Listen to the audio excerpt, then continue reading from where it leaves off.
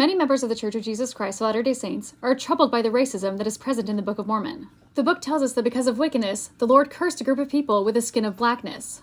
So many members of the church are trying to redefine what the skin of blackness actually means. One group, called Scripture Central, poses 4 different explanations that aren't actually racist.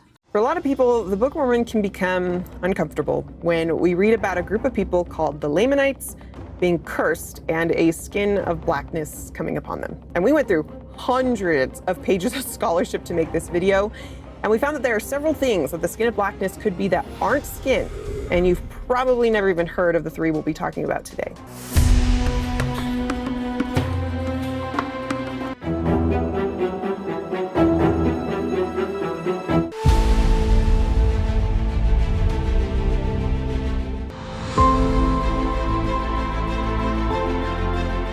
In a revelation from Joseph Smith, given July 17th of 1831, but recorded in 1861, Joseph Smith is giving instructions to several church leaders to preach the gospel in the Indian country, meaning far west Missouri, Kirtland, Ohio, and parts of New York. The revelation says, "For it is my will that in time you should take unto you wives of the Lamanites and Nephites, that their posterity may become white, delightsome, and just." Joseph Smith is specifically calling the Native Americans Lamanites. Never once does he instruct the Native Americans to remove their dark-skinned garments, or body paint, or make any reference to tattoos. In the Ohio Star, published on December 8th of 1831, Ezra Booth backs this revelation up by calling it a matrimonial alliance with the natives, and said that they were to make wives among the Lamanites.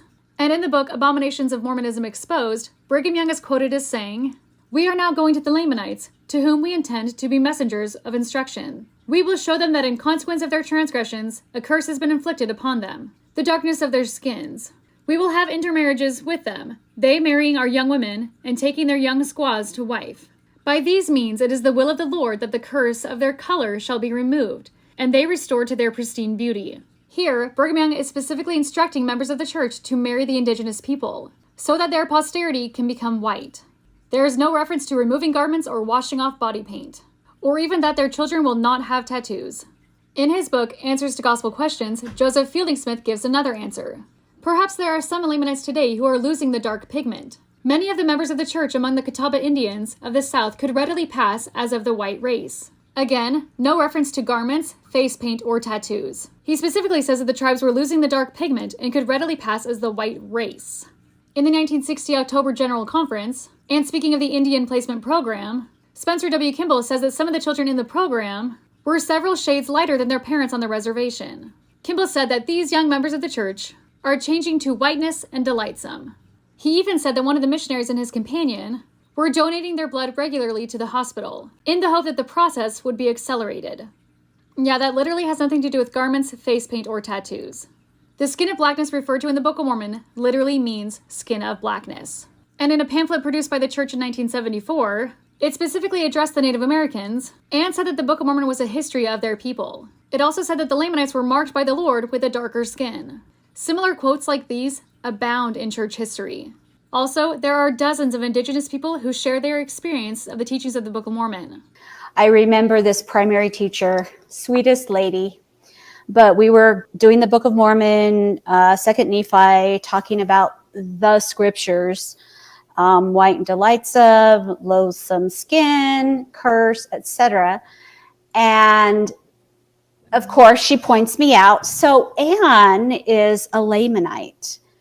Boys and girls, can you see her brown skin? That means that she's a Lamanite. But here in this scripture, it tells us, Anne, that if you're righteous and if you keep the commandments, your skin can become white like ours. It was just really devastating to know that I wasn't good enough. And I wasn't ever going to be good enough because my skin up to this point had never changed white, and I had never turned white. So you were hoping it would? I think so.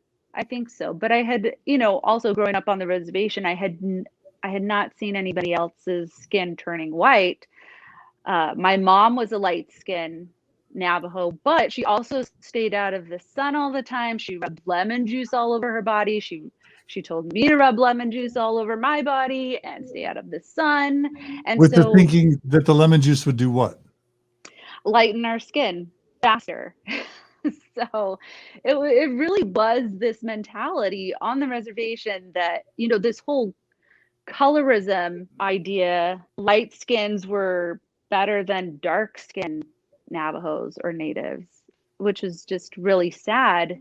As I had children and would take them to the parks on a regular basis and anywhere we went, I don't know when it started because it is kind of subtle, but I would, after my experience at Rick's College and becoming aware of my skin and seeing what people went through, and then I was married so quick after that in the temple, I started wearing a lot of sunscreen. If I went to a barbecue or any kind of, there it is again.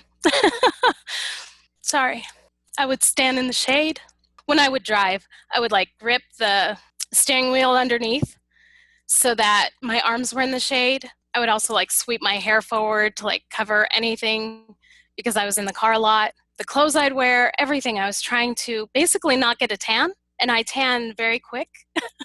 So even right now, I'm light compared to what I was when my husband married me. Because when my husband married me, I was still going swimming a bunch and standing in the sun and not looking for shade, not looking for constant sunscreen, not being so valued for that.